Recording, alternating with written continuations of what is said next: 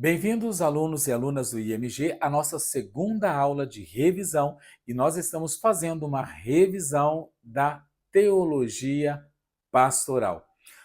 Pela infinita graça e misericórdia de Deus, ele nos deu seu único Filho, Jesus Cristo, que através de seu ministério salvífico nos reconciliou com Deus e nos outorgou o ministério da reconciliação. É isso mesmo. Jesus Cristo, ele nos deu, nos outorgou o ministério da reconciliação, como está escrito na segunda epístola de Paulo aos Coríntios, capítulo de número 5, verso de número 18, que diz assim: E tudo isso provém de Deus, que nos reconciliou consigo mesmo por Jesus Cristo e nos deu o ministério da reconciliação. Então Deus colocou a palavra da reconciliação em nós e temos esta palavra e temos este poder para levar a reconciliação aonde a guerra.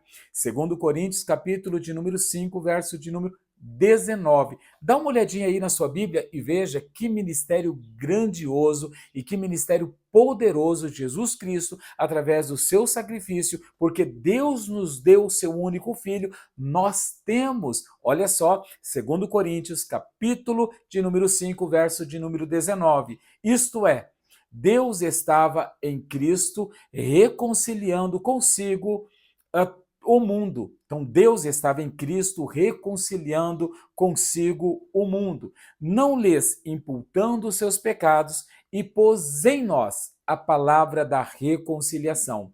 O ofício pastoral do líder cristão tem um papel fundamental de proclamar o amor de Deus, sua graça, sua misericórdia e o seu plano salvífico. Essa nobre tarefa que pesa como um peso de glória, como um peso de glória sobre nós. Então, nós temos essa nobre tarefa que, como o apóstolo diz, que pesa sobre os nossos ombros em um peso de glória. Esse ministério deve ser desenvolvido e exercido sobre o vínculo fraterno da Igreja de Cristo, que foi, que é e continuará sendo a coluna e a firmeza da verdade. Como diz em 1 Timóteo, capítulo 3, verso de número 15. As funções, os encargos e responsabilidades, olha só, as funções, os encargos e responsabilidades abraçadas pelo pastor, pelos líderes, pelos obreiros da igreja local, requer o entendimento e desenvolvimento da teologia pastoral em todo o seu arcabouço, em todo o seu conteúdo, como uma forma teológica e prática que deve ser aplicado em todo o nosso modo de viver. Então, a teoria da teologia pastoral, ela não é só uma teoria, ela deve ser prática, aplicada em todo o nosso modo de viver, nosso modus viventes. A teologia pastoral, ela começa a ser percebida de forma mais empírica desde o Antigo Testamento. É por isso que nós vemos no Salmo de número 23 que Davi invoca a figura do pastor como um arquétipo do Deus verdadeiro, trazendo à tona o papel pastoral exercido por Deus em relação ao seu povo. Então nós vemos aí que Davi ele traz esse arquétipo, ele traz a figura pastoral de forma empírica, de forma aí majestosa, no salmo mundialmente conhecido, que é o Salmo de número 23. É interessante que existe um relato antigo e muito verídico que relata essa figura como o paradigma que permeia o ministério e traz referência. Então, este é um paradigma que permeia todo o ministério pastoral e traz aí referências à autoridade, ao cuidado terno, fraterno e às tarefas específicas que um pastor deve ter e exercer. e a coragem que o pastor, o obreiro, o líder cristão precisa ter também, porque temos que ter essa coragem, coragem para enfrentar as coisas ruins, enfrentar maus obreiros, enfrentar, né, ideologias profanas que tentam invadir o corpo de Cristo e trazer aí ventos doutrinários defeituosos e distorcidos e retirados aí da palavra de Deus, montando aí as heresias que nós vemos que está em alta em dias atuais. Mas o pastor, ele precisa literalmente ter aí um cuidado fraterno, um cuidado terno, precisa ter coragem e precisa estar disposto a se sacrificar em prol da ovelha e em prol do corpo de Cristo.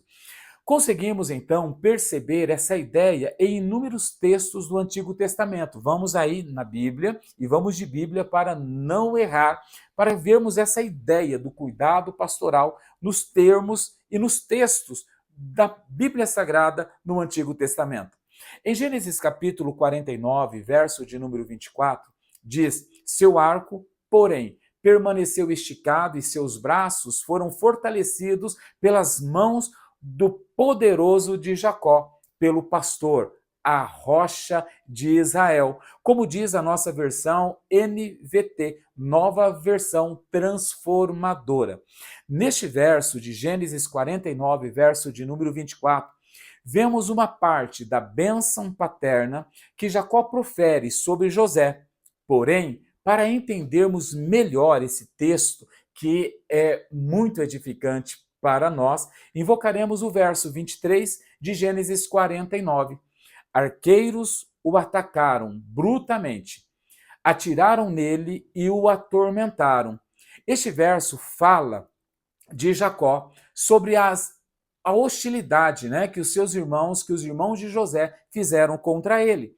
Porém, ele sobreviveu, sustentando ou sustentado pelo pastor, o poderoso de Jacó, a pedra de Israel. Então, nós vemos aqui Jacó literalmente falando sobre tudo aquilo que o seu filho José havia enfrentado, toda a luta que José havia vivenciado pelas mãos dos seus irmãos. Mas o poderoso de Jacó, o poderoso de Israel, o Deus protetor, o Deus na qualidade de pastor, de sumo pastor, o sustentou, o manteve com vida. Então, este Deus é o Deus que protege, é o Deus que cuida, é o Deus que abraça, que cuida dos oprimidos, que cuida daquele que sofre violência. Então, nós vemos aí as características deste Deus que pastoreia, deste Deus que cuida, e trazemos para nós, porque nós, como pastores, precisamos também ter aí essas qualidades, essas características. Em Isaías, capítulo de número 53, verso 6, diz assim: todos nós andávamos desgarrados, como ovelhas, cada um se desviava pelo seu caminho, mas o Senhor fez cair sobre ele a iniquidade de nós todos. Então, nós andávamos desgarrados e aí Deus, ele fez recair sobre ele próprio as nossas iniquidades. Por isso, ele é o castigo que nos traz a paz. Por isso, ele nos coloca em um novo patamar. E assim, o obreiro, o líder cristão, aquele que tem um chamado pastoral, ele precisa ter essas características de cuidado, de zelo, de proteção, de coragem, coragem para enfrentar os desafios que assolam a ovelha, os desafios que tentam fazer com que a ovelha se afaste do aprisco, que ela vá para lugares longínquos, longe da presença do Eterno de Israel. Olha o que diz o Salmo de número 78, verso de número 52 e verso de número 53. Olha só que este verso também, ele traz luz para a figura pastoral, para o exercício do ministério cristão. Vamos ver o que diz Salmo de número 78, versos 52 e 53. Mas tirou o seu povo como ovelhas e o conduziu como um rebanho pelo deserto. Ele os guiou com segurança e não tiveram medo, e os seus inimigos afundaram-se no mar. Olha só, outra característica nobre do obreiro cristão, do líder cristão, do pastoreio. Então, ele tirou o seu povo como ovelha e conduziu como um rebanho pelo deserto. Então, o pastor, ele conduz, o obreiro, ele conduz até um ponto seguro. Ele conduz para além do deserto. Ele faz com que a ovelha consiga passar, ainda que esteja passando pelo vale da sombra da morte, mas a ovelha consegue passar com segurança, porque o pastor, ele guia em segurança, ele guia com cuidado, ele guia para manter a vida, ele guia até sair do outro lado e distanciar-se dos seus inimigos, porque os inimigos afundaram-se no mar. E as ovelhas não tiveram medo, porque quando as ovelhas são direcionadas, guiadas por um homem de Deus, por uma mulher de Deus, por um líder cristão que exerce de forma plena e efetiva o seu ministério pastoral, o seu ministério de líder, as ovelhas confiam, elas têm segurança. Salmo de número 81, verso 1. Olha só que interessante e olha o que diz esse salmo. Salmo 81, verso 1. Escuta-nos, pastor de Israel. Escuta-nos, pastor de Israel. Tu que conduzes a José como a um rebanho. Tu que tens o teu trono sobre os querubins, manifesta o teu esplendor, como diz a NVI, Nova Versão Internacional da Bíblia Sagrada. É interessante que o pastor do Salmo 80, verso 1, ele escuta, ele está pronto para escutar, ele está pronto para ouvir e escutar o seu rebanho. Nós também, como obreiros, nós também, como líderes cristãos, temos que estar prontos para ouvir as nossas ovelhas, para ouvir as pessoas que estão sendo lideradas por nós. E aí, você gosta de ouvir? Você tem ouvido as suas ovelhas? Você tem conhecido o estado das suas ovelhas, como diz as escrituras sagradas? Nós percebemos que estes versos nos norteiam sobre a construção da teologia pastoral. Podemos ver ainda inúmeras passagens que descrevem Israel como ovelhas que precisam de um pastor. Salmo 100, verso 3, Salmo 44, verso de número 22, Salmo de número 119, verso de número 176, Jeremias, capítulo 23, verso 1 e Jeremias 50, verso de número 6. Nós vemos aí todo esse arcabouço bíblico, todos esses versículos bíblicos que mostram aí como o pastor deve se portar, se comportar, as características do pastor líder que deve desenvolver em relação às suas ovelhas, em reação e neste mundo, né? Em reação, porque nós temos que ter uma reação proativa para este mundo, porque nós somos a resposta de Deus. O líder é a resposta de Deus para as suas ovelhas e para também este mundo que está perdido. Percebemos então que desde o Antigo Testamento se constrói a ideia da teologia pastoral através do conhecimento do amor de Deus, pois o mesmo se norteia como característica fundamental para o pastor, para o líder e também para o obreiro em seu exercício ministerial de excelência. Se queremos ter o exercício ministerial excelente, precisamos nortear a nossa vivência, a nossa conduta e nortear as nossas respostas que damos para as nossas ovelhas, para os nossos liderados, que damos também para este mundo, e este norte é a nossa bússola, que é as Sagradas Escrituras, a palavra de Deus imutável, verídica e verdadeira. O amor de Deus por Israel é demonstrado através do casamento de Oséias com uma prostituta. E nós vemos isso literalmente em Oséias, capítulo 1, verso de número 2, que diz assim: o princípio da palavra do Senhor por meio de Oséias disse, pois, olha só, o Senhor a Oséias. E olha só o que Deus ele declara para Oséias: vai, toma uma mulher de prostituição e filhos de prostituição, porque a terra certamente se prostituiu, desviando-se do Senhor. O povo ali havia rejeitado o amor, havia rejeitado o amor de Deus. Mas, mesmo assim, como diz em Oséias 11, verso 1, quando Israel era menino, eu o amei, e do Egito chamei a meu filho. E depois, quando chega ao final, Deus está lá para curar sua transgressão e amá-lo. Então Deus, ele começa em amor e termina em amor.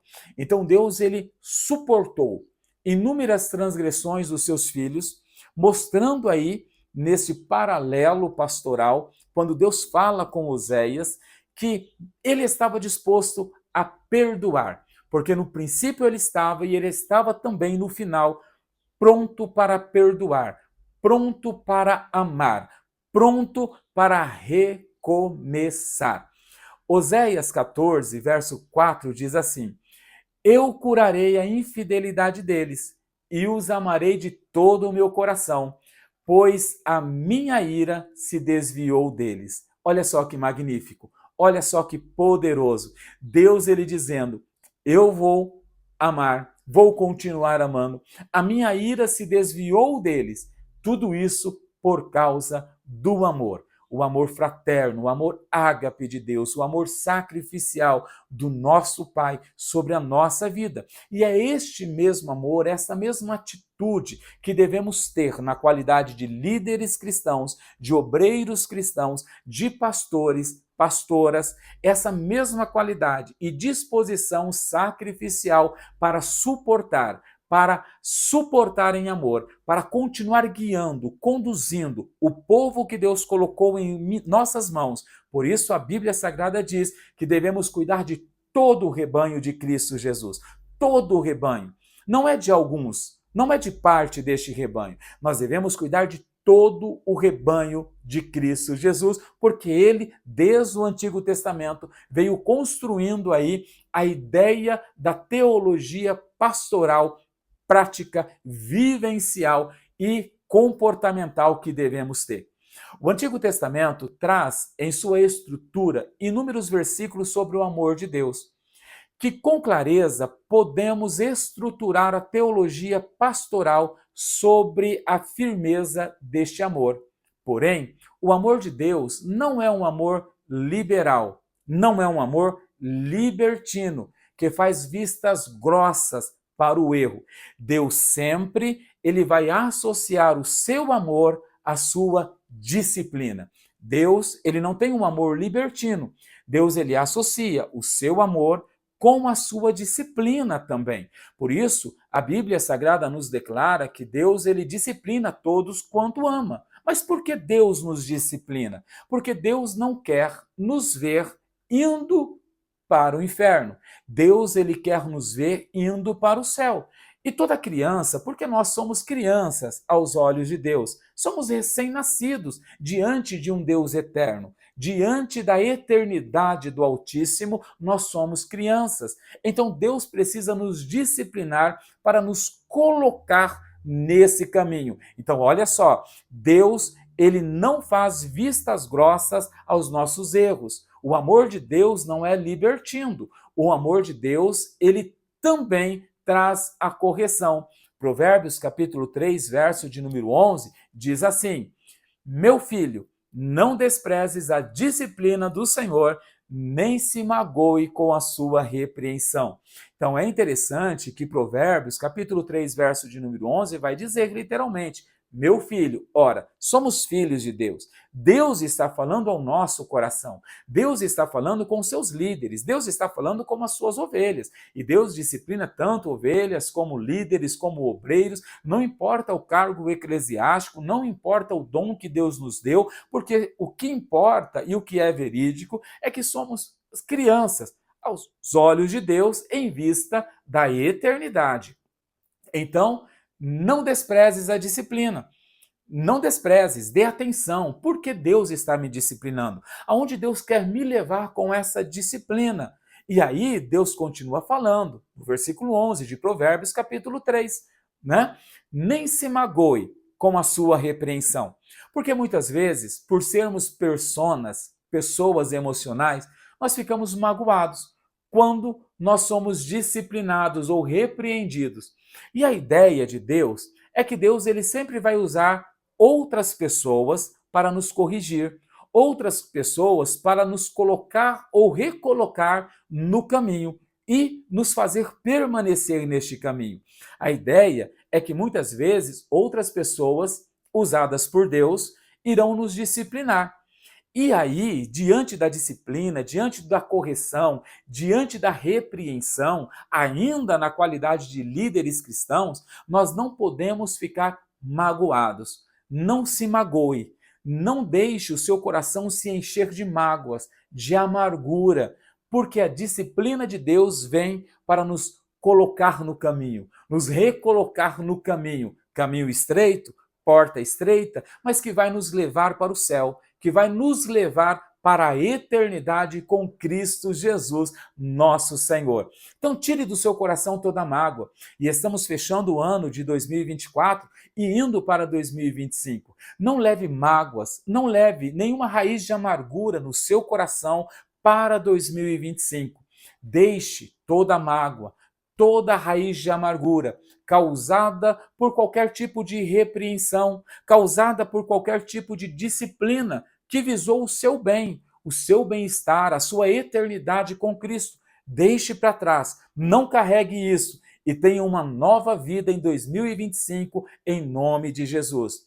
É interessante também e conseguimos perceber o mandamento que nos declara que devemos amar a Deus. Deuteronômio, capítulo 6, verso 5. Deuteronômio, capítulo de número 6, verso de número 5, diz assim, olha só, ame o Senhor, o seu Deus, de todo o seu coração, de toda a sua alma e de todas as suas forças, e com todas as suas forças. Então ame ao Senhor, ame ao Senhor, ame ao Senhor. Com o mesmo olhar, percebemos o amor leal de Deus e através dele. Percebemos que também nós, seus ministros, seus líderes, obreiros, devemos desenvolver este amor, como também a fidelidade a Deus, aos nossos líderes que estão acima de nós. Salmo capítulo 62, Salmo de número 62, verso de número 12, diz assim: Contigo também, Senhor, está a fidelidade. É certo que retribuirás a cada um conforme o seu procedimento. Então, Deus, ele é fiel. Nós também devemos ser fiéis a Deus. Sendo fiéis a Deus, nós também seremos fiéis aos nossos líderes. Nós seremos fiéis àqueles que estão acima de nós em uma escala ministerial, eclesiástica. Por quê? Porque se eu não for fiel ao homem que eu vejo, as pessoas que estão aqui e foram colocadas por Deus para me liderar, para conduzir-me até o céu de glória, até a eternidade com Cristo, eu não conseguirei ser fiel a Deus. Então eu preciso ser fiel a Deus, e se eu sou fiel a Deus, eu sou fiel aos homens que Deus colocou no meu caminho, eu sou fiel e entendo que Deus vai retribuir cada um conforme o seu procedimento. Vamos lá? Abra sua Bíblia aí, por favor. Isaías 54, verso de número 10. Olha o que diz Isaías, capítulo 54, verso de número 10. Embora os montes sejam sacudidos e as colunas sejam removidas, ainda assim a minha fidelidade para com você não será abalada, nem a minha aliança de paz será removida, diz o Senhor, que tem compaixão de você. Vemos aí a compaixão de Deus e a fidelidade de Deus também sendo demonstrada em Isaías 54, verso de número 10. Da mesma forma, nós, como obreiros cristãos, devemos transmitir essa fidelidade, esta compaixão, esta misericórdia que Deus ele tem sobre a nossa vida. Porque nós somos espelhos, espelhos que transmitimos as virtudes ou os atributos comunicáveis de Deus para as pessoas ao nosso redor, para as pessoas que estão debaixo do nosso pastoreio e outros que não estão, mas nos observam de longe. de longe. Salmo 145, verso de número 9. O Senhor é bom para todos, a sua compaixão alcança as suas criaturas. Então, o Senhor é bom para todos. O Senhor é bom para todos. O Senhor é bom para todos. Como líderes cristãos, devemos ser bons para todos, não somente para alguns, mas para todos. E devemos ter compaixão também de todos. O Antigo Testamento nos traz uma base sólida na construção da teologia pastoral. Desta forma, conseguimos entender a função do pastor, líder, obreiro, que tem a sua obrigatoriedade de manifestar os atributos comunicáveis de Deus. A citar, amor, amor. Então, nós temos aí a obrigatoriedade de transmitir os atributos comunicáveis. Atributos comunicáveis são os atributos que Deus comunicou aos homens, aos líderes cristãos. E um dos primeiros e grandes atributos é o amor.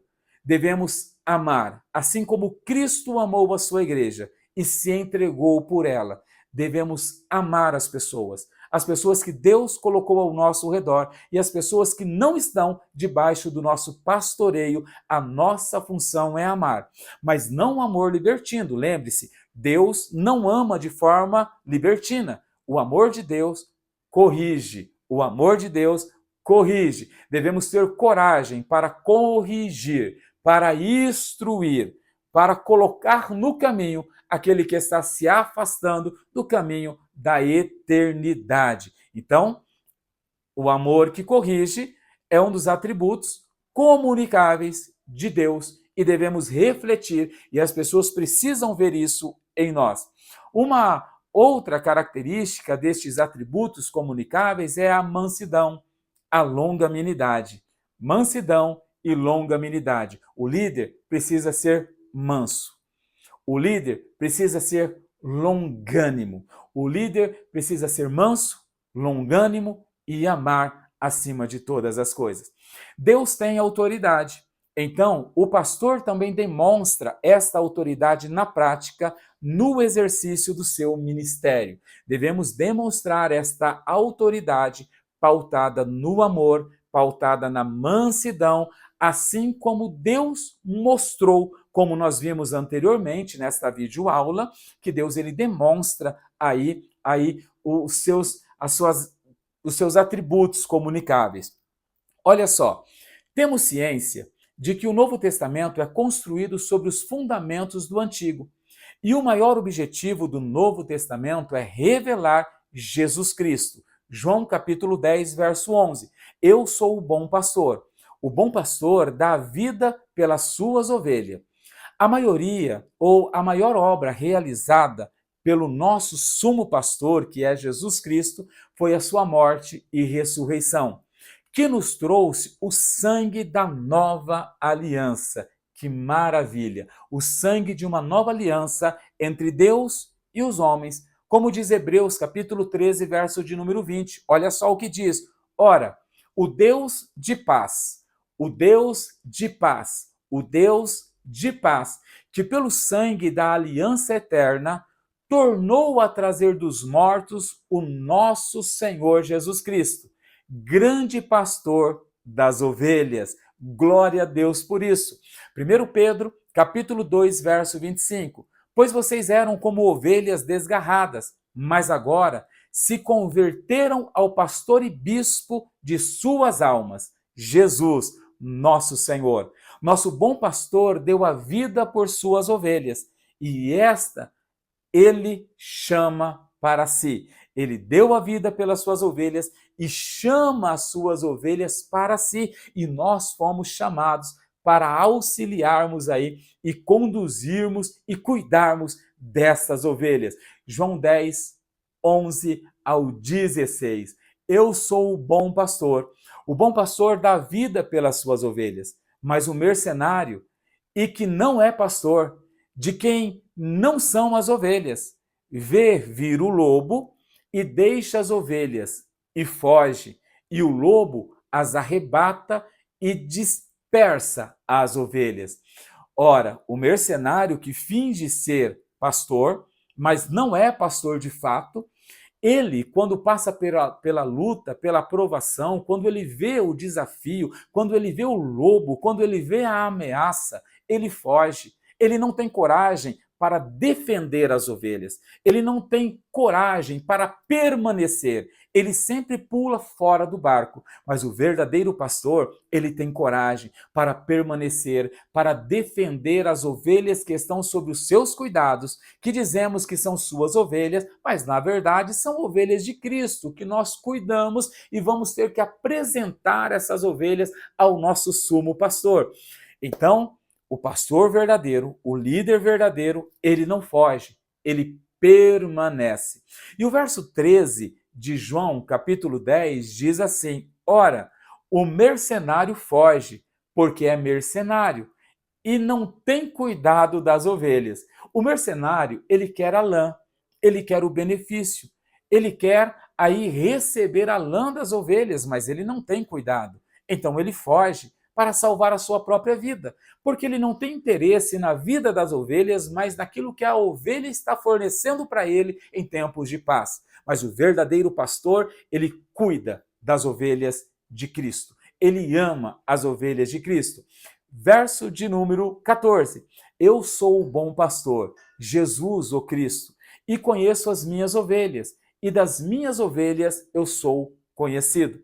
O líder, o pastor, aquele que não é mercenário, ele não foge, ele permanece, ele luta pelo bem-estar das suas ovelhas, ele luta em prol das suas ovelhas, do bem-estar dessas ovelhas. Porém, o mercenário foge. E Jesus, ele vem dizendo: eu sou o bom pastor. O bom pastor, ele conhece as suas ovelhas. Será que nós conhecemos as nossas ovelhas? Será que nós conhecemos aqueles que nós estamos liderando? E aí, pastor, líder cristão? E aí, obreiro? Você conhece o povo que Deus colocou em suas mãos? Você conhece o estado emocional, psíquico, financeiro, o estado estrutural, o estado familiar das suas ovelhas? Preciso conhecer para ajudar. Preciso conhecer para identificar os pontos vulneráveis das minhas ovelhas, para que eu possa sanar estes pontos, para que eu possa fortalecer os pontos de fragilidades dessas ovelhas. É por isso que Jesus está dizendo: eu sou o bom pastor, e aquele que é um bom pastor, um bom líder, um bom obreiro, ele conhece as suas ovelhas. E as suas ovelhas também conhecem ele. Sabe que ele está ali para ajudar, para conduzir, para liderar, para mostrar o caminho para o céu, como um facilitador de Deus na terra, para conduzir até aquele grande dia. Verso de número 15. Assim como o Pai me conhece a mim, também conheço o Pai, e dou a vida pelas ovelhas. Então, um bom pastor, um bom líder, ele dá, ele se entrega, ele mergulha, ele se doa voluntariamente, de livre e espontânea vontade, não por pressão, mas ele se entrega pelas ovelhas, pelo bem-estar das ovelhas. E o verso 16 ainda diz: ainda tenho outras ovelhas que não são deste aprisco. Jesus dizendo: também me convém agregar estas, e elas ouvirão a minha voz, e haverá um rebanho e um pastor. Glória a Deus por isso. Ora, essas outras ovelhas que Cristo diz, somos nós, os gentios. Porque Jesus estava falando para os judeus. As outras ovelhas, literalmente, somos nós, eu, você, que éramos gentios, né? Também a igreja é composta por um povo que não são os israelitas, de nacionalidade, mas foram enxertados na figueira e agora pertencem à igreja de Jesus Cristo. Ele é o cabeça desta igreja, como diz Efésios capítulo 1, verso de número 22. E sujeitou todas as coisas a seus pés, e sobre todas as coisas o constituiu como cabeça da igreja. Então nós éramos outras ovelhas, mas fomos agregados. E agora nós temos esse sumo pastor, que é o cabeça da igreja, é o líder da igreja, Jesus, o nosso Senhor. Este mesmo Cristo convoca pastores para serem seus subpastores. e atuarem no pastoreio. Ele que convoca os pastores, ele que convoca os líderes, o nosso sumo pastor, que trabalhamos como subpastores, sublíderes, subobreiros deste sumo pastor e atuamos no pastoreio, cuidando e supervisionando sobre sua autoridade, sobre a autoridade de Jesus. Como diz 1 Pedro, capítulo 5, verso 1 ao verso de número 4. Portanto, apelo para os presbíteros que há entre vocês, e o faço na qualidade de presbítero como eles, e testemunhas dos sofrimentos de Cristo. Olha só que maravilhoso. Como alguém que participará da glória a ser revelada. Pastoreiem o rebanho de Deus que está aos seus cuidados. Olhem por ele, não por obrigação, mas de livre vontade, como Deus quer. Não façam isso por ganância, mas com o desejo de servir. Olha a orientação para os pastores, líderes e obreiros, ou subpastores, chamados por Deus, para conduzir o rebanho de Deus na terra. Pastoreiem o rebanho de Deus que está aos seus cuidados. Olhem por ele, não por obrigação, mas de livre vontade, como Deus quer. Deus não nos quer fazendo por obrigação, mas com coração grato, com coração voluntário, com coração pautado na obra, no amor. Não posso fazer isso por ganância, mas com desejo de servir. Servir, porque o líder que não serve para servir, ele também não serve para viver entre o rebanho de Deus. Verso 3. Não hajam como dominadores dos que lhes foram confiados, mas como exemplo para o rebanho. Olha que maravilha. Existem muitos líderes inseguros e pautados em sua insegurança querem dominar o rebanho. Mas o rebanho não é meu.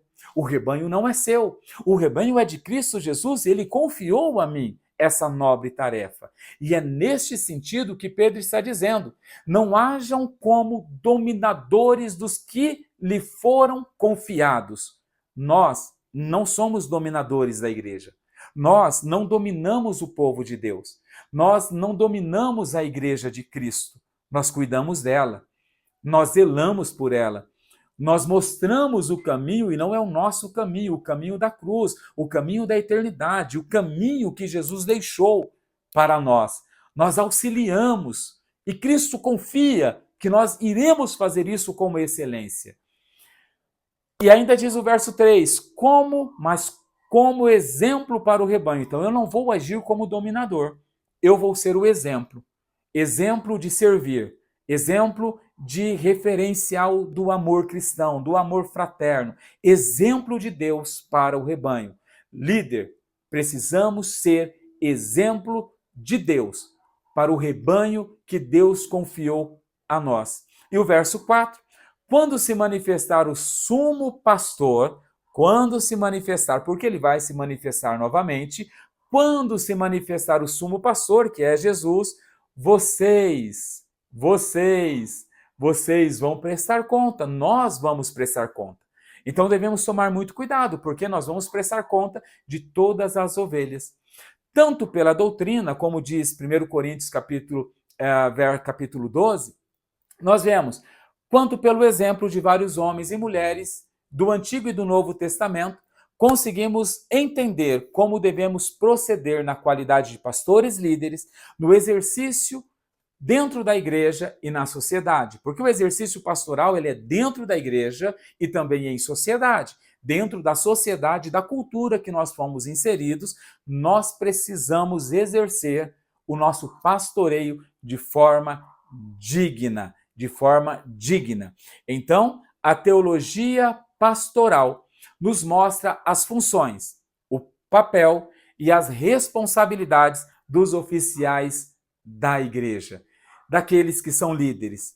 Então, falando de teologia pastoral, fazendo esta revisão em teologia pastoral, nós vemos aí como devemos proceder diante da sociedade, diante da igreja, diante de todo um povo.